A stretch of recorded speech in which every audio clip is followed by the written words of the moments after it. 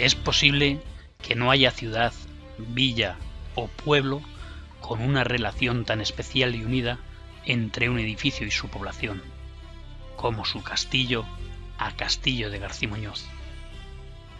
No es el único edificio patrimonial existente en Castillo Garcimuñoz que nos habla de su gran aportación a la historia, pero sí el más importante.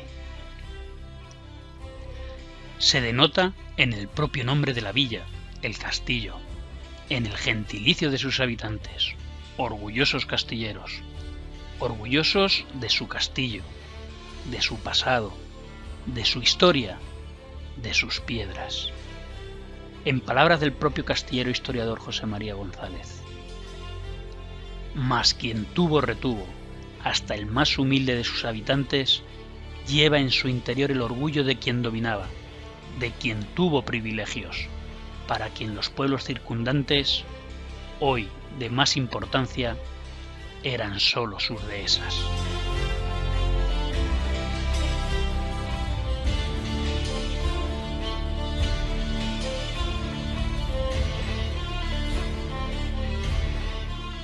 Centrándonos en la fortaleza, nos es muy fácil leer en ella la historia de Castillo de Garcimuñoz, pues se da la circunstancia de que en ella se puede diferenciar la construcción de 4 edificios más uno diferentes en el tiempo. Y sobre la base de esos 4 edificios más uno podemos contar la historia de la villa.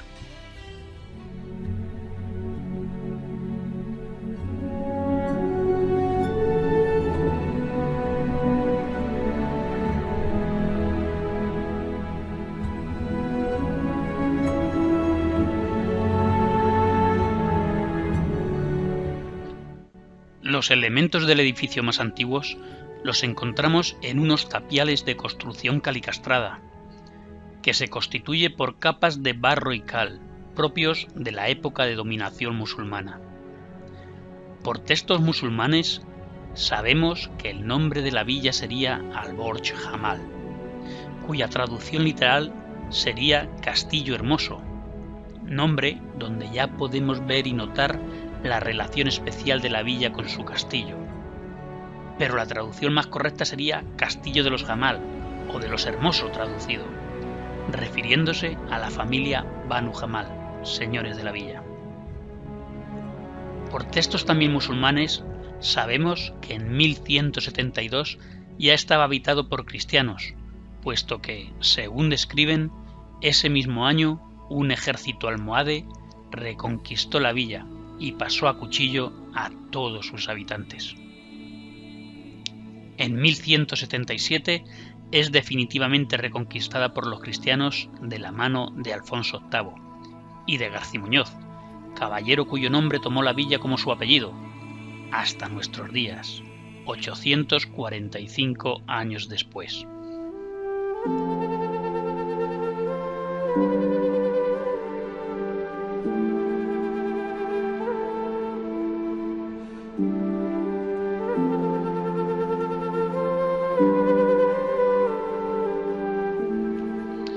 En este punto pasamos a la segunda edificación que podemos encontrar en la visita al castillo, de la mano del infante don Juan Manuel. Don Juan Manuel era nieto de Fernando III el Santo y fue, tras el rey, el señor más poderoso del reino en su tiempo. Tras la pérdida de la ciudad de Elche y alguna otra a manos del reino de Aragón, se le concedió la villa y tierra de Alarcón, de la cual Castillo de Garcimuñoz era una de sus aldeas. Estamos hablando ya de principios del siglo XIV, año 1300. Don Juan Manuel llegó a Castillo de Garcimuñoz, le gustó la villa y sus dehesas, que sumado al hecho de que el recibimiento en Alarcón no fue del todo amistoso, hizo que decidiera convertir Castillo de Garcimuñoz en la capital de su señorío, casi un reino. Decidió promocionar la villa, haciendo grandes inversiones en ella. La fortificó con una muralla que la rodeaba, de la que hoy podemos ver muchos vestigios. Construyó un nuevo castillo, del que podemos ver claramente su fisionomía, con torres cuadradas, muros, estancias con suelos de cantos rodados y bancos corridos a su alrededor, así como un juego del Alquerque grabado en la piedra con el que pasaban sus ratos de ocio, y algún que otro ornamento un tanto místico, como un laberinto. Las propias palabras de don Juan Manuel denotan que convirtió el castillo en la capital de su reino. Este es el mío castillo, donde guardo todos mis dineros.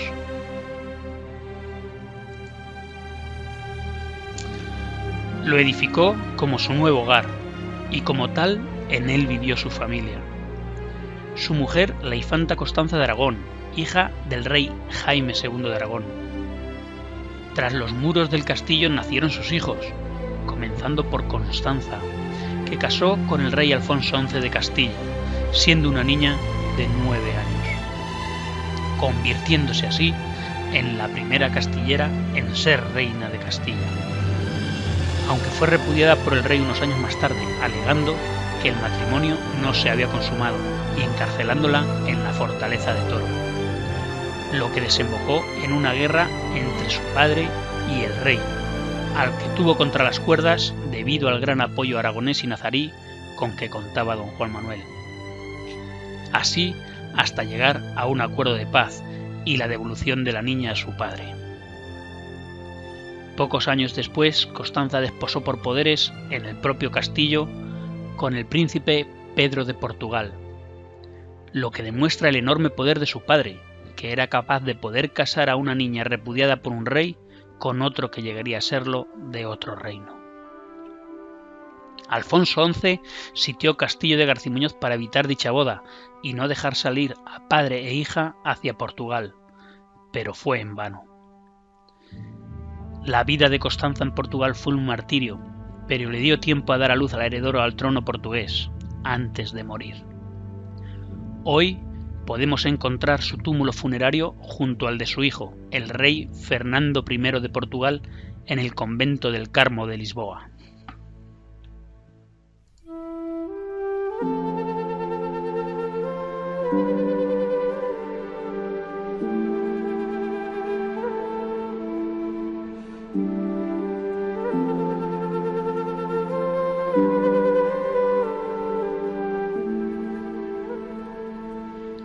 Don Juan Manuel casó a su otra hija, Juana, con el infante Enrique de Trastámara, hermano del rey Pedro I el Cruel, al que se le atribuye la muerte del otro hijo y heredero de don Juan Manuel, Fernando, y de su hija Blanca, con el objetivo de quedarse con las posesiones de la familia.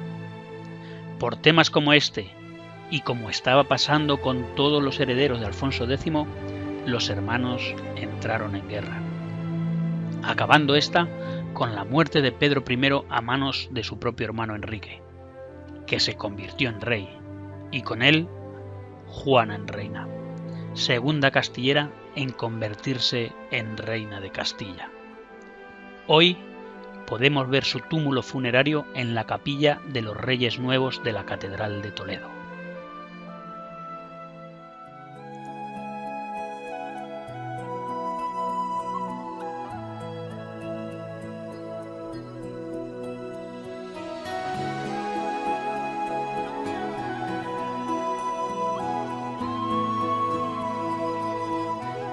Tras unos años entra en juego la tercera construcción que vemos en la visita al castillo. Es la que vemos en todo su esplendor desde fuera. Estamos en el siglo XV. Entra en escena de la política de Castilla otra de las familias más importantes de su tiempo, los Pacheco, que tras un intercambio con Medellín consiguen Castillo Garcimuñoz, la cual se convierte en su posesión más importante. No les gusta el antiguo castillo de don Juan Manuel y mandan construir uno acorde a los nuevos tiempos. El encargo de la construcción lo tiene el arquitecto Martín Sánchez Bonifacio, uno de los más importantes de su momento, de la escuela de Anequín de Bruselas y compañero de Juan Guas. El castillo disponía de 4 pisos. Ha perdido alrededor de 2 a 3 metros de altura donde menos, perdiendo todas sus almenas. y la torre del homenaje y el ala sureste alrededor de 1/3 de su altura. Los elementos existentes dejan entrever el palacio en que se convirtió el castillo. Sobre todo lo vemos por el número de ventanas y su arquitectura. Ningún otro castillo en España tiene tal número de ventanas, las cuales son, sobre todo las del segundo piso, de una calidad arquitectónica y dimensiones imponentemente grandiosas. Llaman la atención las dimensiones de las ventanas del ala noroeste, las cuales también existían en el ala sureste, realizadas en forma de cruz. Prácticamente, el segundo piso del castillo, el piso noble, hay más hueco de ventana que lienzo de pared. Se puede observar el arranque de 3 garitones de forma octogonal, 2 en el ala suroeste y otro en el ala noreste, junto a la puerta. Puerta que está catalogada como la más bonita de todos los castillos de España. Es de estilo gótico isabelino, la cual mantiene muchos de sus elementos decorativos, bolas, puntas de diamantes, cordones y un escudo de Enrique IV muy finamente labrado, y cerrada con 2 niveles de puertas de madera y un rastrillo. En el lado derecho de la puerta se puede ver una placa de piedra, colocada por la Real Academia de la Lengua Española en 1944, inaugurada por el Duque de Alba, que recuerda que a las puertas de este castillo cayó mortalmente herido Jorge Manrique, posiblemente el mayor poeta en lengua española de todos los tiempos, en el marco de la Guerra de Sucesión Castellana del siglo XV. Esta guerra de sucesión entre Juana, la hija de Enrique IV, y su tía Isabel, conocida como Isabel la Católica, se desarrolla durante el periodo de mayor poder económico y político concentrado en la villa de Castillo de Garcimuñoz, a la que se le conocía como la Corte Chica. El apoyo de los pachecos se dio en el bando de la hija del rey, pero el devenir de la guerra decantó la balanza del otro bando, con lo que el poder de esta familia, y por ende de la villa de Castillo, comenzó su declive gradual.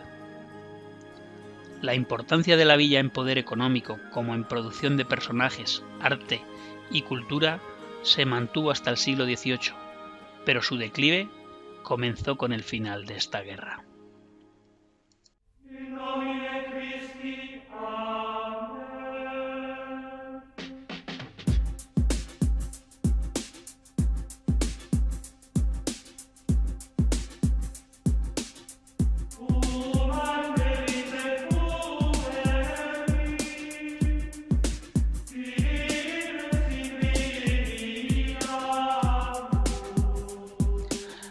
Aquí pasamos a la última construcción de las 4 que encontramos en la visita a la fortaleza, la iglesia de San Juan Bautista. La villa contaba con la iglesia parroquial de San Juan Bautista, ruinas de la cual hoy se han convertido en un espectacular mirador, cuya visita es ineludible, desde donde se puede contemplar la totalidad de la villa y el horizonte hasta donde no alcanzan los ojos. Iglesia que, según leemos en las relaciones de Felipe II, era una de las más significativas del obispado de Cuenca. A finales del siglo XVII, esta se encuentra muy deteriorada y el culto se traslada a las otras 3 iglesias que existían en la villa, sobre todo a la de Nuestra Señora de la Concepción. Pero sus dimensiones no son lo suficientemente grandes para albergar a toda la población. Urge la restauración de la iglesia de San Juan o la construcción de otra nueva. El marqués y dueño del castillo contaba con 9 años y tenía como tutor a su tío, que era el obispo de Cuenca, con lo que se entiende fácilmente la decisión del marqués de ceder el castillo para la construcción de una iglesia en el ala sureste del mismo. La construcción de esta iglesia hizo que llegara el castillo hasta nuestros días, tal y como lo conocemos hoy, pero igualmente provocó la destrucción del palacio que sirvió de cantera. La iglesia que se diseñó era más grande que la actual, pero antes de terminarse la construcción se derrumbó y la rehicieron más estrecha. El resto del interior del castillo, que no se utilizó como iglesia, se convirtió en cementerio. Cementerio que podemos ver en un documental de Carlos Saura llamado Cuenca, 1958, de ese mismo año. La iglesia tiene un retablo barroco de gran calidad y sus paredes están pintadas de blanco. Pero tras la retirada de varias capas de cal están apareciendo pinturas murales con temática floral que cubren la totalidad de la iglesia. Durante la Segunda República sufrió muchos daños, perdiendo la mayoría de sus elementos, púlpitos, órganos, etc. Y así transcurre el devenir de la fortaleza hasta el siglo XX, la cual está a punto de derrumbarse completamente y que la salvan unas intervenciones más o menos acertadas, alguna de ellas realizada por los propios habitantes de la villa.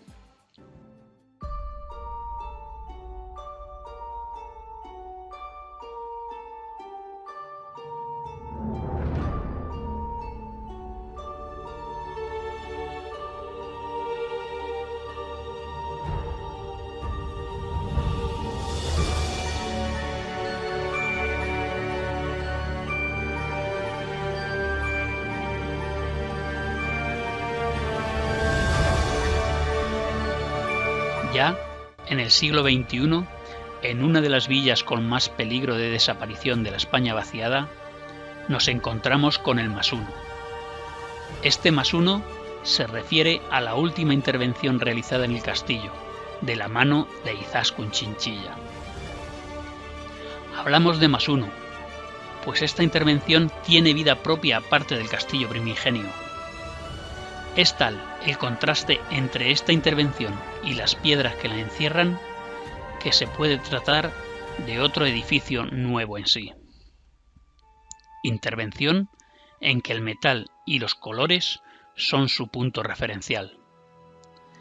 Intervención muy controvertida que ya encontramos en el acceso al propio castillo, pero la cual ha permitido la apertura a visitas tras cientos de años cerrada de la fortaleza, incluido el acceso a personas con movilidad reducida y silla de ruedas, que son capaces de llegar a lo alto de la torre suroeste y poder contemplar vistas que en pocos castillos tienen la oportunidad de hacer.